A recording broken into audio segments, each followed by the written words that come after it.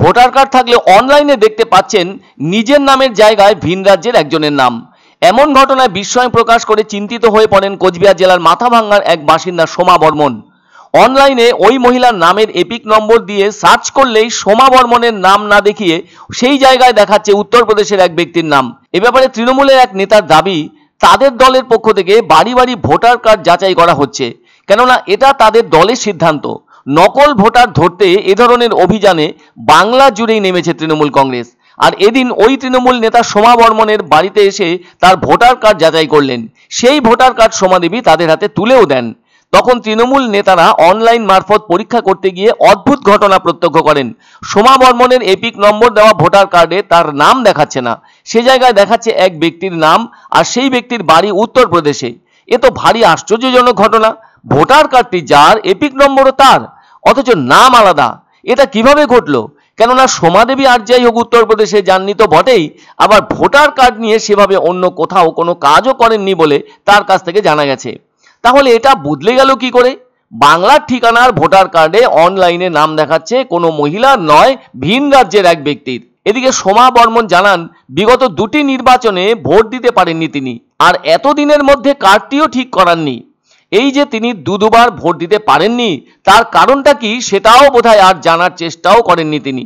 আসলে ওই নিয়ে মাথাও ঘামাননি তিনি সহ তার বাড়ির লোকজনেরাও। বোধহয় সোমা দেবী বিষয়টি সেভাবে জানেনও না। পঞ্চায়েত নির্বাচন ও তার পরবর্তী লোকসভা নির্বাচনেও ভোট দিতে পারেননি তিনি। আবার সামনে আসছে বিধানসভা নির্বাচন, সেক্ষেত্রে যদি ভোট দিতে না পারেন সোমা দেবী, তাহলে তার পরিচয়পত্রের বিষয়টি জটিল হয়ে উঠতে পারে বলে মনে করছেন তার বাড়িতে কার্ড চেক করতে আসা তৃণমূল নেতৃত্ব। এই ব্যাপারে তৃণমূল নেতা সঞ্জয় বিশ্বাস জানান, মুখ্যমন্ত্রীর নির্দেশ মোতাবেক বাড়ি বাড়ি গিয়ে ভোটার কার্ড যাচাই করার কাজ করছেন তারা। ফলে এজন্য তৃণমূল নেত্রী মমতা বন্দ্যোপাধ্যায়কে ধন্যবাদ জানাচ্ছেন স্থানীয় তৃণমূল নেতা সঞ্জয় বিশ্বাস। তিনি দলনেত্রীর প্রশংসা করতে গিয়ে বলেন, এই যে আজ সচিত্র ভোটার কার্ড দেখতে পাচ্ছেন, সেটাও হয়েছে তার আন্দোলনের সুফল হিসেবে। এবার তিনি কেন্দ্রীয় সরকারের বিরুদ্ধে অভিযোগ এনে বলেন, তাদের অকর্মণ্যতার জন্যই এবং সেই সাথে তাদের কোনো চক্রান্তের কারণে ভোটার কার্ডে একই এপিক নাম্বারে দুটো করে নাম দেখা যাচ্ছে। অথচ সোমা বর্মন তো 2021 সালেও দিব্যি ভোট দিয়েছিলেন। এদিকে এই রাজ্যের অনেক ভোটারের এপিক নম্বর দেওয়া কার্ডে দুটো করে নাম পাওয়া যাচ্ছে, যেটা মমতা ব্যানার্জি খুঁজে বের করেছেন। সেজন্য দলনেত্রীর নির্দেশ মতো তারা বাড়ি বাড়ি গিয়ে ভোটার কার্ডগুলো চেক করতে গিয়ে সোমা দেবীর মতো আরও অনেক ক্ষেত্রে এমন ছবি পেয়েছেন। সঞ্জয় বিশ্বাস বলেন, এমন অনেক বুথ আছে যেখানে হয়তো কোথাও 40 জন, কোথাও 30 জন, আবার কোথাও 15 জনের এমন অদ্ভুত অবস্থা রয়েছে তাদের ভোটার কার্ডের ক্ষেত্রে একই এপিক নাম্বারে দুটো করে নাম থাকায়। মাথাভাঙ্গার সোমা বর্মনের মতো অবস্থা লক্ষ্য করা যাচ্ছে অনেকেরই। এমনটা কখন কিভাবে ঘটে গেছে সেটা কোনোভাবে বোধগম্যের মধ্যে পড়ছে না কারোরই। এগুলো ঠিক করা দরকার, না হলে এই সমস্যা পরিচয়পত্রটিকেই কোনো সময় বাতিল করে দিতে পারে বলে অভিমত তাদের। আমার নাম, আমার ভোটার কার্ড আছে, কিন্তু আমার আইডিতে অন্য আরেকজনের নাম দেখাচ্ছে। না, ভোটার লিস্টে আমার নাম নেই। হ্যাঁ বলছিলাম, কিন্তু আমাদের পাশে কিছু লোক ছিল, বলছি কি নতুন করে ভোটটা করার জন্য।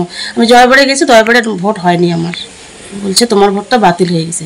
ইদানিং কালে দেখা যাচ্ছে যে কেন্দ্রের সরকারের অকর্মণ্যতার জন্য এবং তাদের হয়তো কোনো চক্রান্তও থাকতে পারে, সেই ব্যাপারে দেখা যায় আমাদের পশ্চিমবঙ্গের অনেক ভোটারের তালিকায় দুটো করে নাম পাওয়া যাচ্ছে। সেটা মমতা বন্দ্যোপাধ্যায় যখন খুঁজে বের করলো, দলীয়ভাবে এবং হয়তো সরকারিভাবেও উনি অনুমতি দিয়েছেন।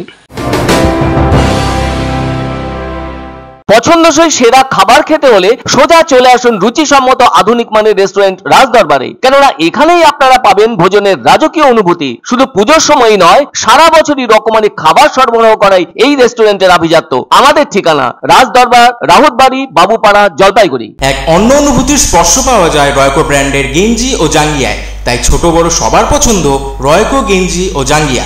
প্রস্তুতকারক জয়মনি হোশিয়ারি, কলকাতা।